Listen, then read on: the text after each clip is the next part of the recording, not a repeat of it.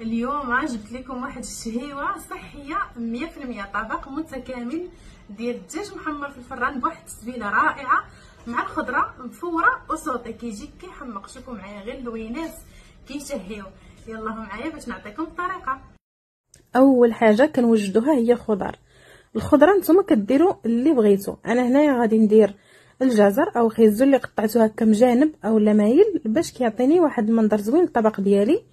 درتو هو البروكولي الاخضر في الكسكاس ديال الترموميكس من تحت. الكسكاس ديال الترموميكس باش كيتميز فيه جوج ديال الطبقات، الحاجات اللي كيشدوا الطياب درتهم من التحت والحاجات اللي كيطيبوا بالزربه درتهم من الفوق. قريعه خضراء وقريعه حمراء درتهم في الجهه الفوقانيه. خدمته على المود ديال البارومه وخليت الخضره ديالي كتصفر. هنايا عندي جوج دجاجات ديال كيلو و100 غرام، نقيتهم وغسلتهم مزيان. كديروا عليهم العطريه، درت عليهم شويه ديال الابزار، الملحه، سكينجبير، ثومه بودره. ما كنديروش الثومه العاديه، الثومه بودره كتعطيه واحد البنه زوينه بزاف. هاد الدجاج اللي كيكون مشوي في الفران. الازير ضروري، شويه ديال الازير.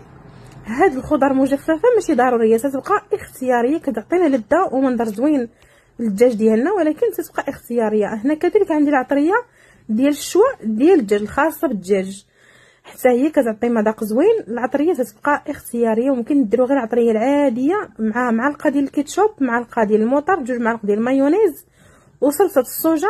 كتجي واحد البنه في الدجاج البنات ما نعاودش لكم كيفاش جا واحد الدجاج ما بين مشوي ما بين الفاخر بحال مشوي على الفاخر وهو في الفران، يعني في واحد البنه مختلفه ما كتعرفيش شنو السر اللي فيه. هنا درت الورق ديال الفرن في واحد اللاطه وستفت هذوك الانصاف ديال الدجاج فوق الورق ديال الفرن.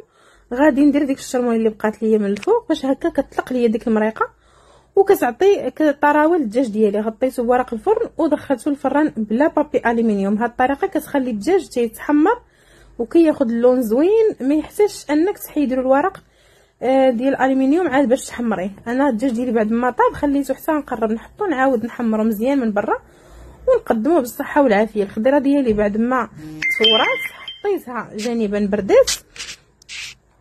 ايوا صافي درت عليها شويه ديال الزيت بلديه، شويه ديال المليحه وشويه ديال الابزار وشويه ديال الثومه بودره. داكشي اللي درت في القريعه حمراء وخضراء نفس العطريه اللي درت في البروكولي مع الجزر. واخا هنا خلطتهم، ممكن تحطوهم هكا مخلطين، ممكن انكم تحطوهم مفرقين، يعني لكم الاختيار. انا عزلتهم وانتم ممكن تحطوهم هكاك غير في الجناب ديال البلاطو. كان هذا هو الطبق ديال اليوم. نتلاقاو في الفيديو الجاي ان شاء الله. خليتكم على خير.